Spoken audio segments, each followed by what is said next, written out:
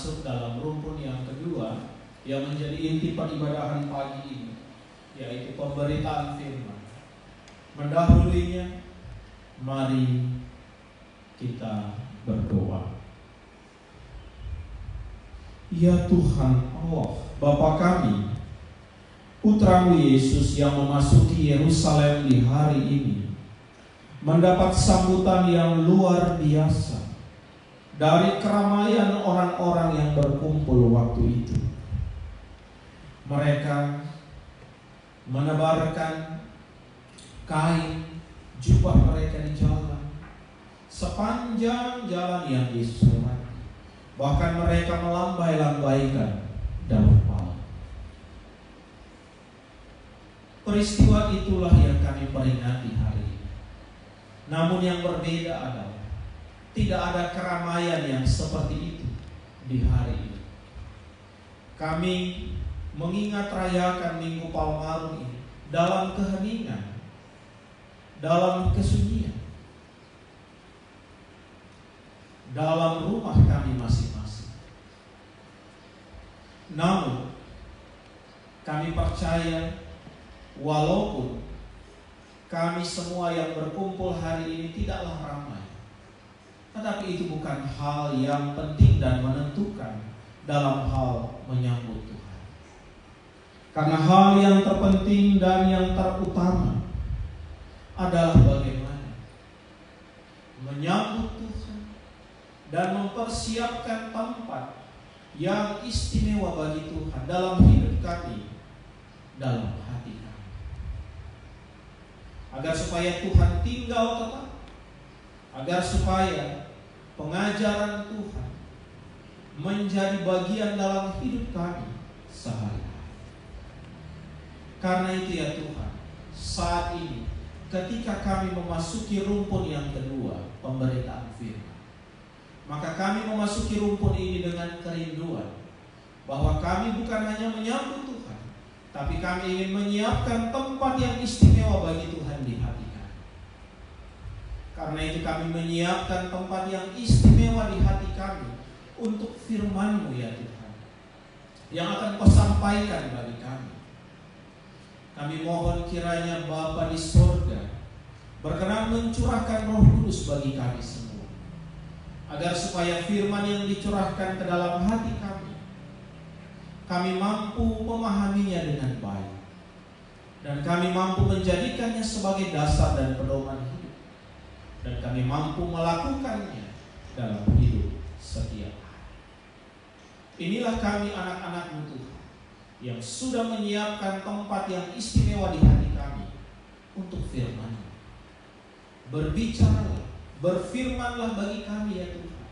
Kami rindu mendengar suara Tuhan mengajar, menghibur, dan menguatkan. Dalam nama Tuhan Yesus, Juru Selamat, firman yang menjadi daging, kami sudah berdoa. Amin.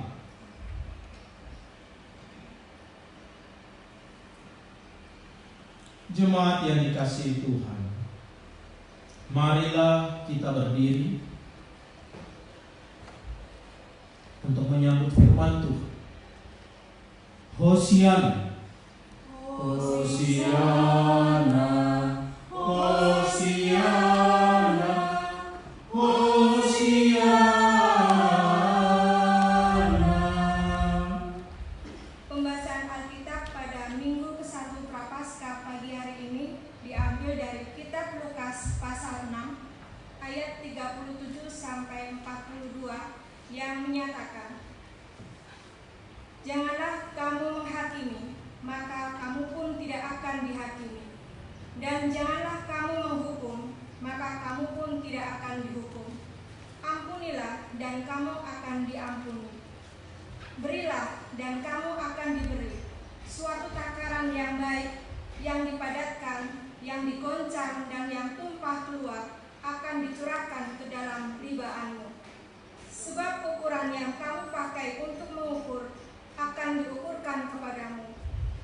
Yesus mengatakan pula suatu perumpamaan kepada mereka. "Dapatkah orang buta menuntun orang buta? Bukankah keduanya akan jatuh ke dalam lubang? seorang murid tidak lebih daripada gurunya. Tetapi barang siapa yang telah tamat pelajarannya akan sama dengan gurunya. Mengapakah engkau melihat selumbar di dalam mata saudaramu, sedangkan balok di dalam matamu sendiri tidak engkau ketahui? Bagaimana engkau dapat berkata kepada saudaramu, "Saudara, biarlah aku mengeluarkan selumbar yang ada di dalam matamu," pada balok yang di dalam matamu tidak engkau lihat? Hai orang munafik, keluarkanlah dahulu balok dari matamu, maka engkau akan melihat dengan jelas untuk mengeluarkan selumbar itu dari mata saudaramu. Demikian pembacaan firman Tuhan. Hendaklah firman Tuhan dengan segala kekayaannya diam di antara kamu, dan ucaplah syukur kepada Allah. Kepadamu puji-pujian, mada syukur dan kemuliaan, Bapa, Putra, dan Roh Kudus, sampai kekal dan abadi. Silahkan duduk kembali. Jemaat yang dikasihi Tuhan, selamat pagi, selamat hari Minggu. Selamat pagi, Ayalon.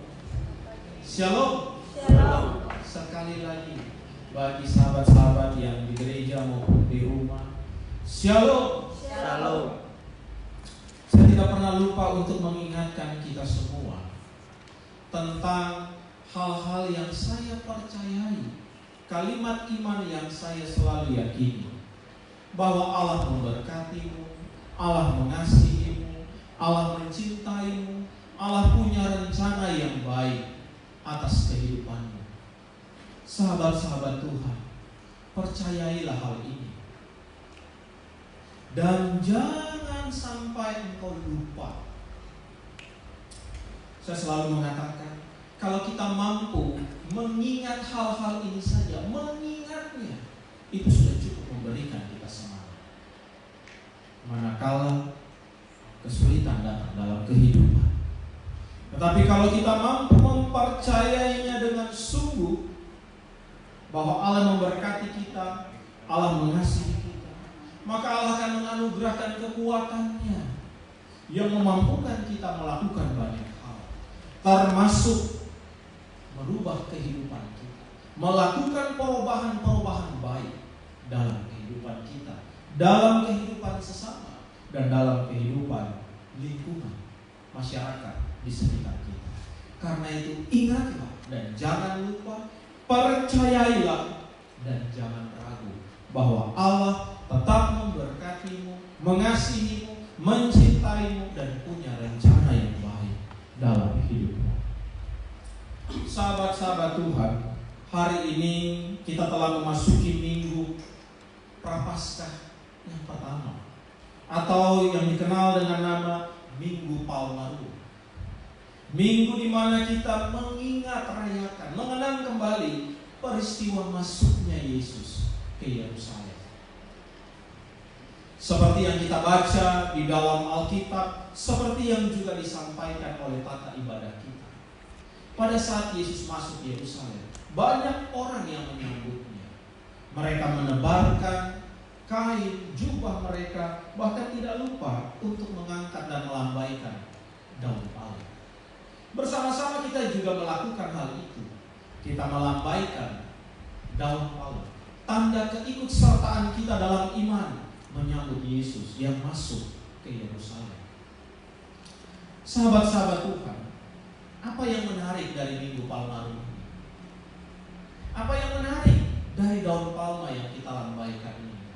Satu hal yang bisa saya katakan, bahwa masuknya Yesus ke Yerusalem yang disambut dengan lambaian daun palma ini memberikan kita satu pemahaman bahwa Yesus, Raja, Tuhan, Juru Selamat, Dia masuk ke Yerusalem untuk menyelamatkan kita, mengerjakan karya keselamatan yang Allah percayakan kepada kita.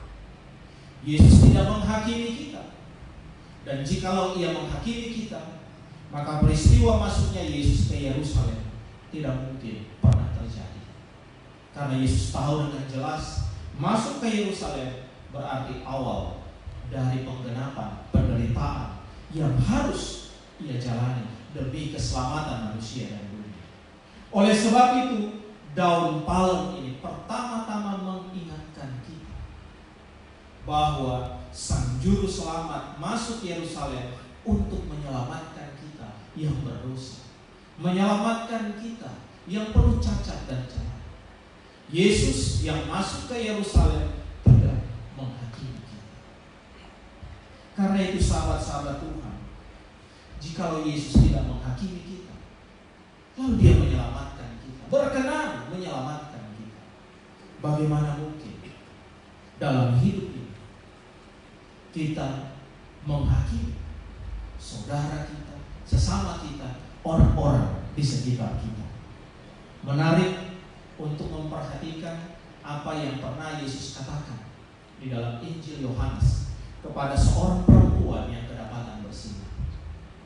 Yesus berkata kepadanya, "Tidak adakah orang yang menghukum?" Perempuan itu menjawab, "Tidak." Lalu Yesus berkata, "Aku pun tidak menghukummu. Pergilah dan jangan berbuat dosa." Sahabat-sahabat Tuhan, kalimat Yesus ini penting untuk kita renungkan di Minggu Palmarum ini. Yesus Juru Selamat tidak menghakimi kita, Dia menyelamatkan kita. Dia berkata kepada perempuan itu, dan Dia juga berkata kepada kita hari ini. Dia berkata kepada semua anak-anaknya, murid-muridnya, "Aku tidak menghukum." Jika Yesus tidak menghukum kita, jika Yesus tidak menghakimi kita, maka marilah kita juga meneladani Yesus, melakukan hal yang sama, tidak menghakimi orang lain, tidak menghakimi sesama kita. Sahabat-sahabat Tuhan, hari ini kita membaca Lukas pasal 6 ayat 37 sampai 42 yang oleh LAI diberikan judul Hal Menghakimi.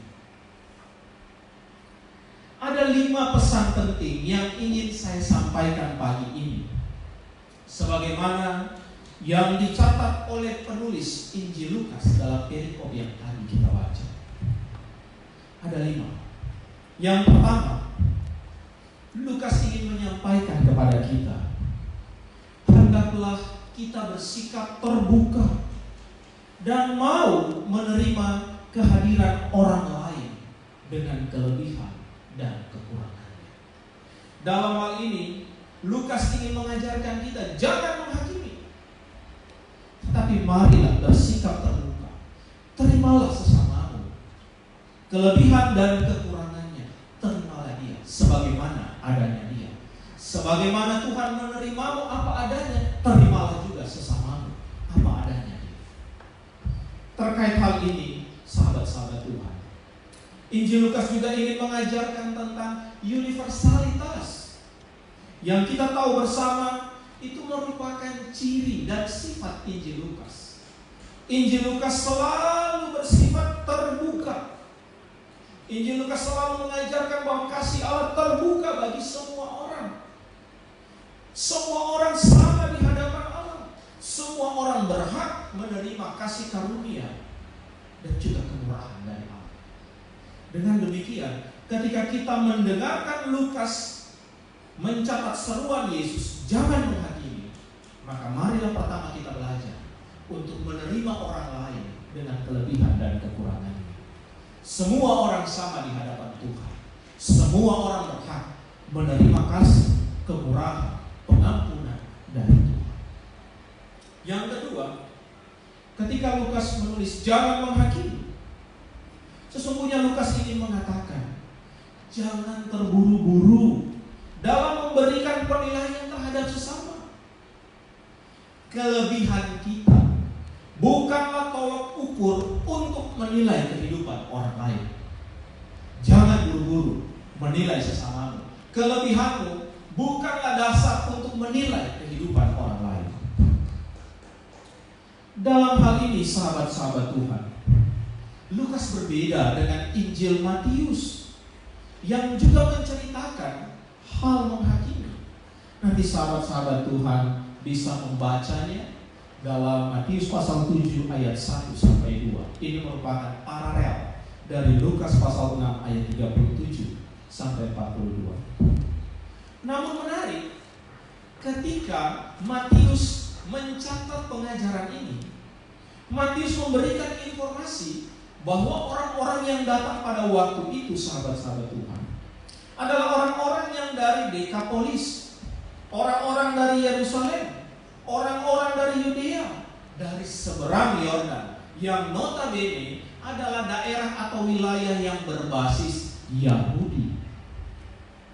Ini berbeda dengan catatan Lukas yang mencatat bahwa orang-orang yang mendengar pengajaran tentang hal menghakimi, selain orang-orang tadi yang disebutkan, ada 2 kota yang juga memiliki perwakilan di sana. Ada 2 kota yang mengirim wakilnya.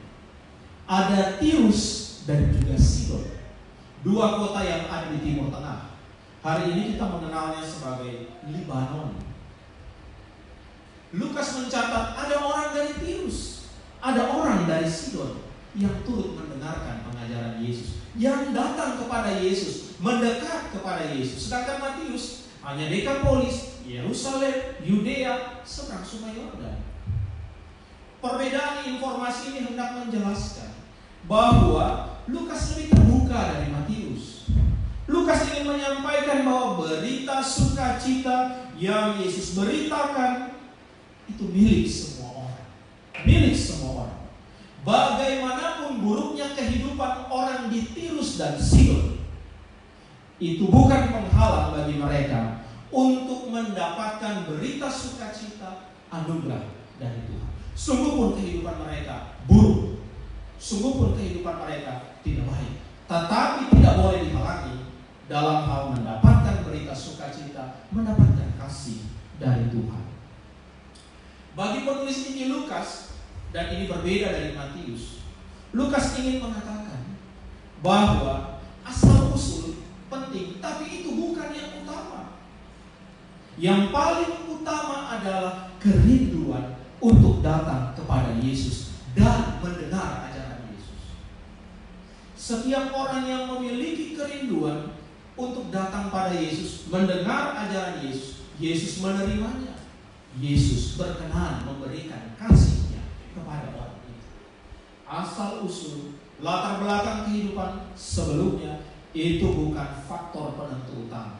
Yang utama adalah kerinduan untuk datang mendengar ajaran Yesus. Oleh sebab itu sahabat-sahabat Tuhan, jangan kita mengatakan bahwa oh saudara saya begini, kehidupannya dulu begini. Jangan, sahabat-sahabat Tuhan.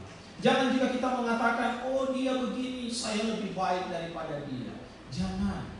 Kalau kita melakukan ini, maka kita sama seperti orang Yahudi yang selalu melakukan hal ini berulang-ulang. Kelebihannya menjadi alat ukur untuk sesamanya. Semua orang yang datang pada Tuhan, baik latar belakang hidupnya itu baik atau mungkin kurang baik, itu bukan hal penting. Yesus tidak melihat itu. Yesus hanya melihat kerinduan untuk datang kepada Yesus, mendengar ajarannya dan melakukannya. Sahabat-sahabat Tuhan, pesan yang ketiga yang juga Lukas ingin sampaikan terkait dengan hal menghakimi, Lukas ingin katakan, jangan mengeneralisir segala sesuatu. Jangan digeneralisir. Memang ada pepatah yang mengatakan nila setitik rusak susu. Ya, sahabat di rumah tahu, pasti bukan baskom dong, bukan ember. Saya walaupun tidak bisa bertatap muka dengan sahabat-sahabat Tuhan, tapi saya tidak merasa ada yang kurang. Saya tetap bisa berbicara seperti bertatap muka dengan sahabat-sahabat Tuhan. Jadi nila setitik rusak susu. Iya, itu nih. Nanti hadiahnya bisa diambil di pastori ya. Meja makan pastori. Sahabat-sahabat Tuhan, Jangan mengeneralisir segala sesuatu. Jangan karena satu perbuatan buruk, maka semua sifat orang itu dianggap buruk. Jangan karena perbuatan satu orang buruk, lalu semua orang yang ada di lokasi itu, di wilayah itu, di tempat itu dianggap buruk. Terkait hal ini, mungkin orang-orang pada masa itu melihat bahwa orang di Tirus dan di Sidon adalah orang-orang yang memiliki sifat jahat dan buruk, sehingga mereka tidak pantas, hidup mereka tidak baik. Padahal belum tentu kan semua orang Tirus dan orang Sidon sifatnya buruk. Bahkan kalau kita teliti membaca Injil Lukas, maka kita akan melihat Lukas punya perbedaan dalam memandang orang Tirus dan Sidon. Dia bukan hanya menghadirkan mereka dalam kumpulan pendengar ajaran Yesus, tetapi kalau sahabat-sahabat Tuhan membuka Lukas 10 ayat 13, maka di sana Lukas mengatakan bahwa Tirus dan Sidon itu lebih baik dari Korazim dan Betsaida. Lukas 10 ayat 13. Tirus dan Sidon lebih baik dari Korazim dan Betsaida. Apa itu Korazim? Korazim itu kota yang ada di wilayah Galilea, otomatis basis Yahudi. Apa itu Betsaida? Betsaida ini sering disebut rumah nelayan, kampung nelayan. Otomatis sahabat-sahabat Tuhan tahu kok siapa yang tinggal di sana. Ya Simon Petrus, saudaranya. Basis Yahudi. Tirus dan Sidon lebih baik daripada Korazim dan Betsaida karena mereka lebih peka dalam melihat mujizat dan karya yang dikerjakan oleh Allah. Orang di Korazim, di Betsaida berulang-ulang kali melihat mujizat Tuhan, tetapi coba perhatikan kehidupan mereka sama. Kalau itu terjadi di Tirus dan Sidon, maka mereka sudah bertobat. Oleh sebab itu sahabat-sahabat Tuhan, Lukas mau katakan, jangan generalisir. Tidak semua. Jangan karena satu orang semua buruk. Jangan karena satu sifat semua sifat buruk. Semua orang punya kekurangannya dan punya kelebihan. Mari kita melihat selalu ada hal baik dalam diri setiap orang. Sahabat-sahabat Tuhan, saya ingin berbicara untuk sahabat-sahabat Tuhan dimanapun kau berada, di rumah atau yang menyaksikan tayangan ini. Seburuk apapun engkau menilai dirimu atau orang lain melihat dirimu, ingatlah akan hal ini. Yesus, Injil Lukas mengajarkan ada hal baik dalam dirimu. Engkau boleh punya 10 sifat buruk, tetapi itu tidak berarti engkau tidak punya sifat baik. Engkau punya sifat baik itu sahabat-sahabat Tuhan. Engkau hanya perlu mengeluarkannya, menunjukkan satu sifat baikmu sudah cukup untuk membuat Tuhan memandangmu, melihatmu, dan mengasihimu. Sahabat-sahabat Tuhan, terkait dengan hal ini, saya juga tidak tahan untuk berbicara tentang situasi hari ini. Adalah hal yang lucu, karena ada banyak teman-teman pendeta, teman-teman penatua diaken yang hadir di PST Bogor lalu mengalami sakit, dan mungkin ada beberapa yang terkait dengan virus corona. Itu ada. Tetapi yang menariknya adalah hari ini seolah-olah semua orang melihat, baik orang yang di luar GPIB maupun yang di dalam GPIB melihat, semua orang GPIB yang meninggal itu pasti karena corona. Kenapa semua digeneralisir? Ini menimbulkan citra yang kurang baik bagi GPIB. Namun syukur puji Tuhan, Majelis Sinode sudah mengkonfirmasi hal ini, dan perlahan isu-isu ini mulai mereda.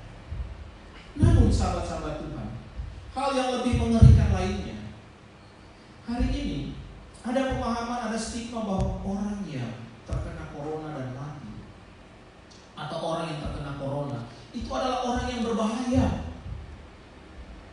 Sehingga sehingga masyarakat menjauhinya. Masyarakat melihatnya dengan pandangan yang lain. Bahkan ketika orang itu meninggal, ia harus segera dikubur. Bahkan terakhir info di dalam grup WA, ada yang harus dimakamkan malam hari jam 1 malam.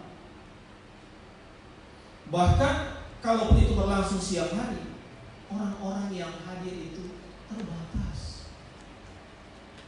Sahabat-sahabat Tuhan, pikiran-pikiran seperti ini tentu membuat kita semua menjadi semakin takut dan khawatir. Seolah-olah virus corona ini bukan hanya menyebabkan kematian, tetapi menjauhkan manusia yang satu dengan manusia yang lain. Biasanya kita akan berempati saat orang meninggal. Sekarang malah kita membicarakannya. Sekarang malah kita menggosipkannya. Kita tidak bisa hadir menunjukkan empati kita. Mari sahabat-sahabat Tuhan, jangan generalisir. Memang ada yang seperti itu, tetapi tidak semua seperti itu. Corona pun demikian, dia berbahaya menyebabkan kematian, tetapi ada yang sembuh. Tidak semua mati. Saya memang agak keluar sedikit dari tema ini, tetapi saya ingin menyampaikan bahwa tidak baik mengeneralisir segala sesuatu. Semua harus dilihat sesuai dengan kondisinya, dengan konteksnya. Jangan digeneralisir pada satu konteks, pada satu pemahaman. Kita akan keliru dalam memahami hal itu. Sahabat-sahabat Tuhan, selanjutnya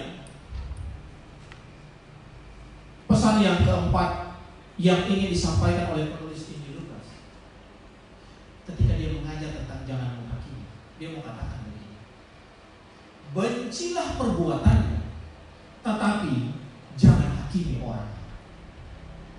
Bencilah perbuatannya, tapi jangan hakimi orang. Jika musuhmu saja Yesus ajarkan untuk kasihi, apalagi sesamamu yang berbuat salah, engkau harus mengasihi. Hal ini mengingatkan kita pada salah satu perkataan Yesus yang terakhir. Yesus katakan, "Ya Bapa, ampunilah mereka." Sebab apa sahabat-sahabat Tuhan? Sebab apa? Mereka tidak tahu apa yang mereka perbuat. Penekanannya ada pada perbuat. Sahabat-sahabat Tuhan, jikalau engkau ingin menghakimi sesamamu, hakimilah dan bencilah perbuatannya, tapi jangan orang. Hakimi perbuatannya agar supaya dia tidak mengulangi perbuatan itu, tetapi kasihilah orangnya supaya dia bisa kembali kepada jalan yang baik, jalan yang benar, lalu dia bisa melakukan perintah Tuhan bersama-sama dengannya. Bukankah itu yang Yesus katakan sebelum dia mati? Ya Bapa, ampunilah mereka, karena mereka tidak tahu apa yang mereka perbuat. Yesus mengasihi mereka, tapi Yesus juga tidak setuju dengan apa yang mereka perbuat. Tetapi karena Yesus mengampuni mereka, Yesus katakan mereka tidak tahu apa yang mereka perbuat. Karena itu sahabat-sahabat Tuhan, hari ini engkau akan berhadapan dengan banyak orang yang menyakitimu, melakukan hal-hal yang tidak baik. Dari mimbar ini saya katakan, bencilah perbuatannya, hakimilah perbuatannya, tapi kasihilah, cintailah orangnya, agar supaya dia bisa memperbaiki hidupnya. Syukur puji Tuhan, Tuhan memakaimu menjadi alat untuk mengubah kehidupan sesama. Dan hal yang terakhir yang Lukas ingin sampaikan, yang kelima, terkait dengan hal menghakimi. Lukas ingin katakan, milikilah kemurahan hati, sama seperti Bapakmu di sorga adalah murah hati. Hanya orang yang bermurah hati yang tidak akan menghakimi. Tanpa murah hati tidak mungkin kita bisa melakukan hal itu. Semua orang yang memiliki kemurahan hati, dia tidak akan menghakimi sesamanya.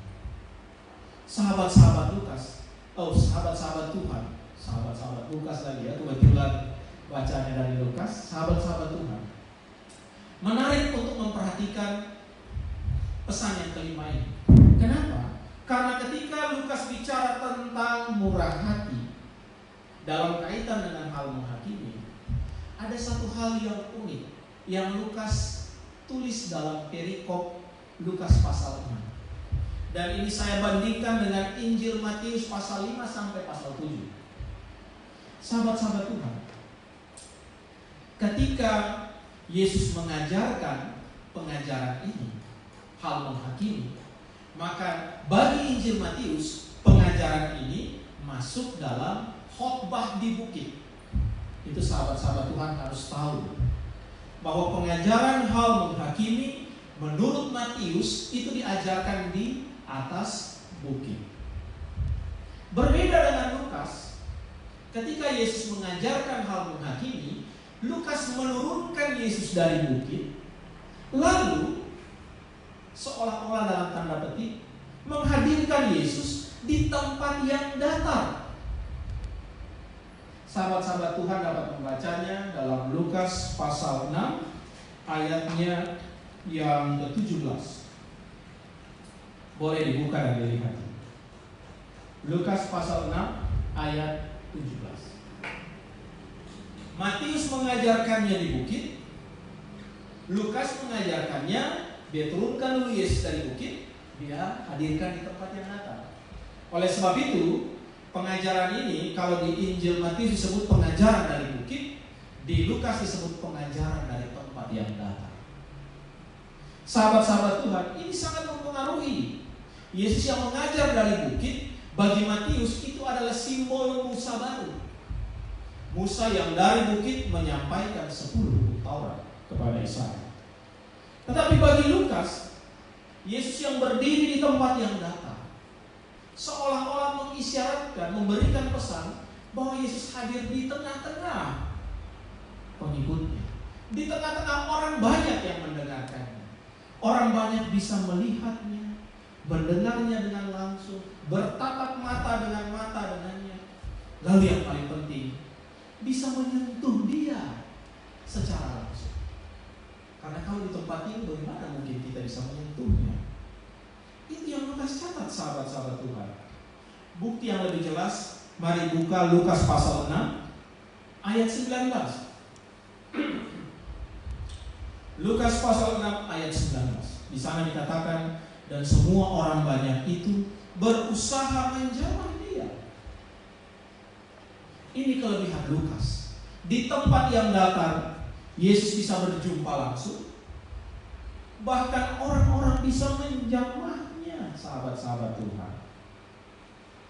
Hadir di tempat yang datar ini, menurut Lukas, inilah simbol kemurahan hati Yesus. Yesus membiarkan dirinya disentuh oleh siapa saja, dan Yesus bisa menyentuh siapa saja. Semua orang memiliki kesempatan yang sama untuk menyentuh Yesus, dan semua orang memiliki kesempatan yang sama untuk disentuh oleh kemurahan hati Yesus.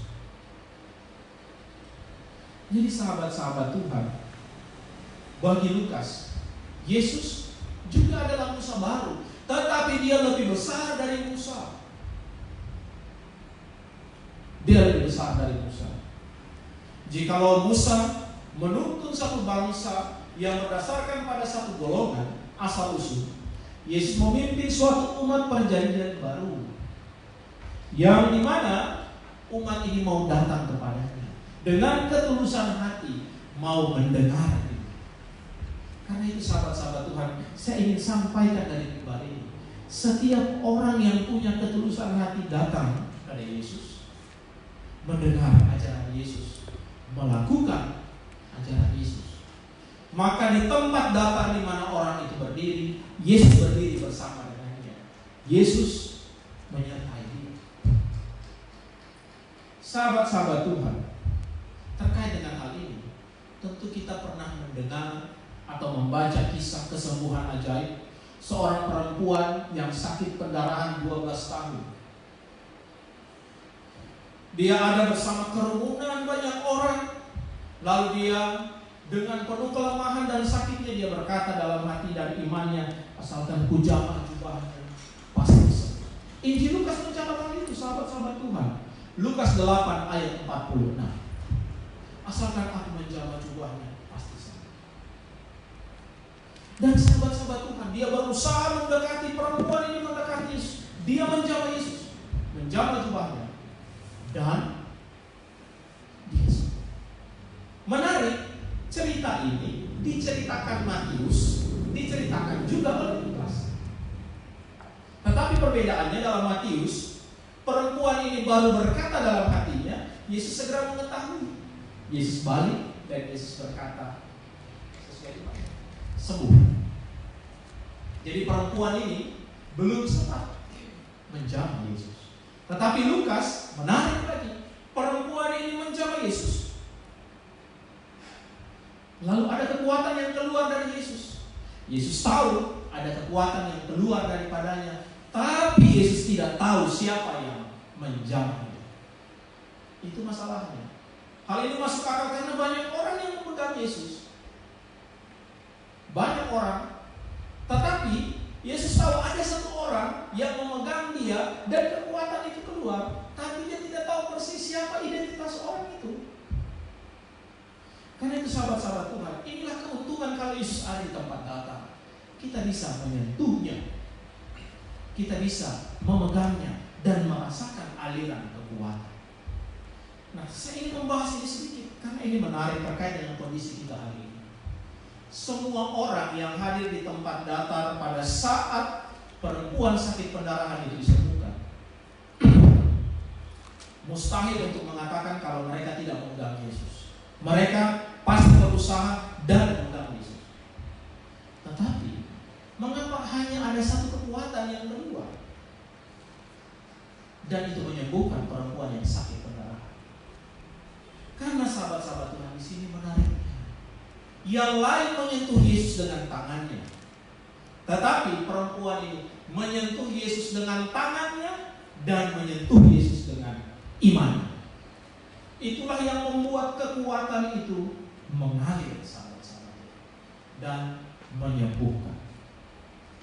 Nah, sahabat-sahabat Tuhan, terkait dengan hal ini, menjamah Yesus, menyentuh Yesus dengan fisik, dengan iman, maka ada aliran kekuatan yang memulihkan.